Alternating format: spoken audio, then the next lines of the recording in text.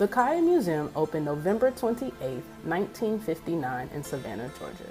It was the residence of Dr. Calvin L. Kiah and Miss Virginia Jackson Kiah, who were natives of Baltimore, Maryland.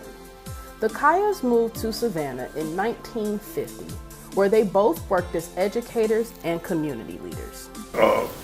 Calvin was chairman of the Division of Education at Savannah State, which probably was the largest division, and there were a lot of people who finished Savannah State College who were teachers in Savannah. And so they had a tremendous influence of people because of this contact. And she was very prominent in the field of art. I don't know of any other black person at that time who was that prominent in art as she was. I know she was very outstanding with her artwork at Beach. At Beach Junior High, she was a art teacher, and as a matter of fact, she had an art club, and so I was a part of the art club, and she would take us home, and we would work around in the museum, and so we knew quite a bit, and we saw some of the paintings and the art that she would do. They always saw what they were doing as telling a story of African descended people, but doing it in a way that all people would benefit from knowledge. He was always promoting education. He was education, and art was probably a sideline, but she was buried in it. Every time we would take and do something she would always, art isn't everything, as you should know, and she was just very articulate, and she was very caring, and I guess we basically were her children, and she showed us a lot of, and I mean whatever we did, she was an encourager, so and I'm sure that many of us, what we're doing now has come from teachers like Miss Kiah. As a child, Miss Kiah couldn't go to museums, so she started one of her own. She began collecting artifacts in 1936 with her mother, Dr. Lily M. Jackson, who was an NAACP leader in Baltimore, Maryland.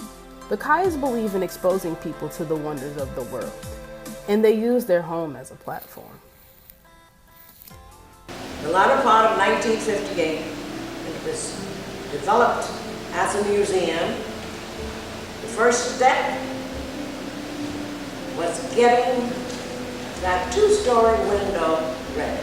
But it was very interesting when that was done, because I don't think many people in the area had seen a window going from, it was the entrance, I call it the porch, and it went all the way up to the ceiling.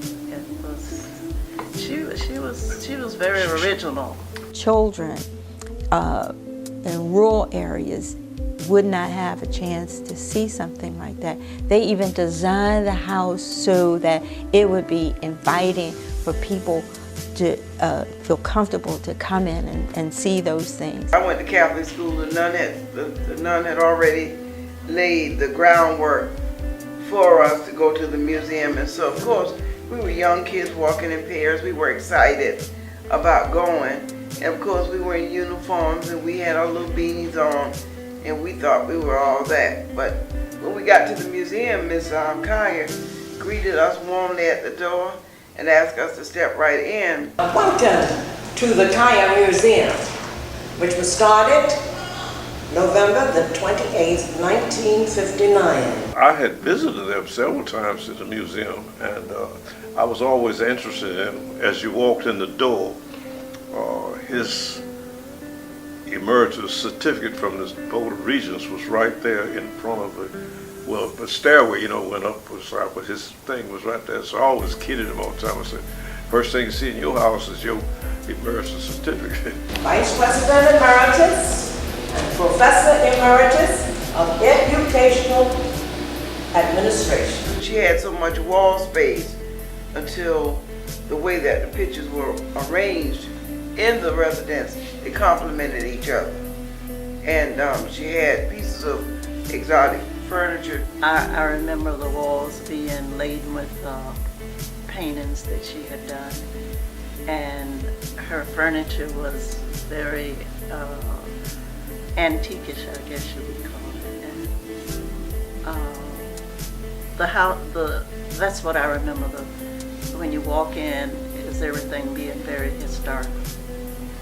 She would take our things that we made in class or in our art club, and she had them in the museum with our name. So, you know, we had that opportunity to have our work at least exhibited.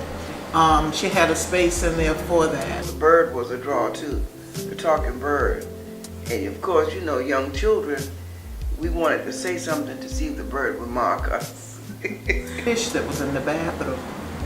It was some large goldfish that she had.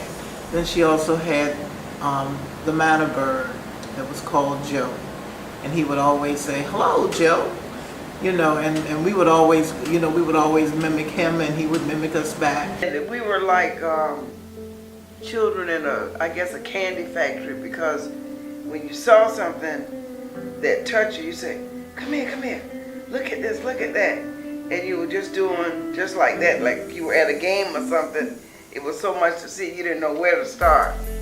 And that was a different experience for us, because to go to a black museum and see people that look like you, that was a good experience for us. The Kiahs left behind a legacy of prominence and influence in Savannah. It is unfortunate that the once beautiful Kyla Brownville home is in a state of dilapidation and deterioration. Dr. Deborah Johnson Simon has taken on the charge to help save the Kiah through the efforts of the Center for the Study of African and African Diaspora Museums and Communities. Dr. Johnson Simon learned about the Kiahs through a 1983 African American Museums Association directory called the Blacks in Museum. There were over 300 participants in that directory, and the work of CFS-AADMC was to put a face and a story to each of them.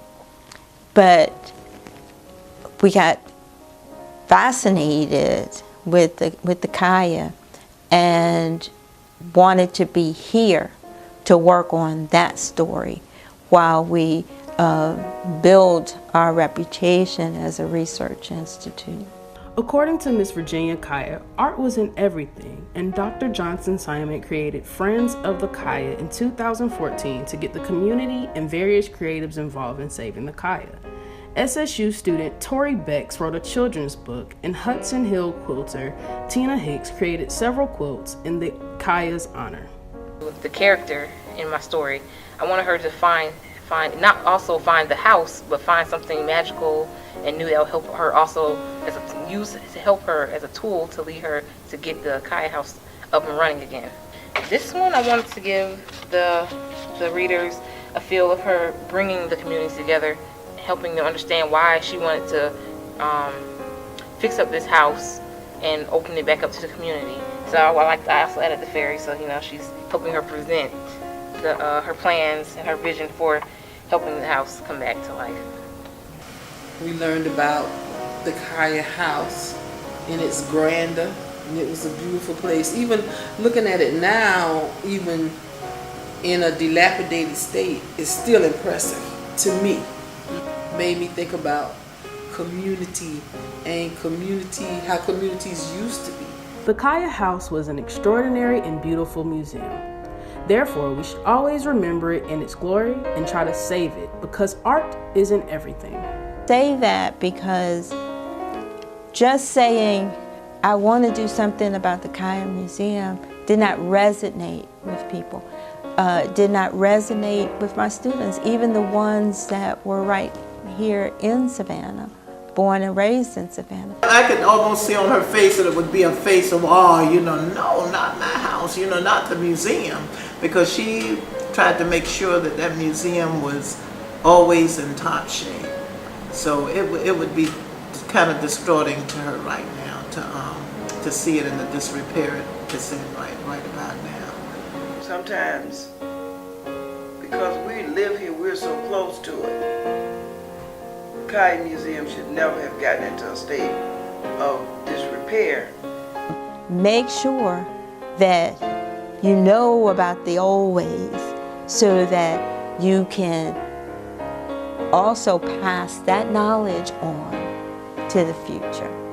But when we lose that knowledge, like some people were saying, oh, we have forgotten about the Kiah. But once they start to remember, there are such beautiful stories that are connected with it.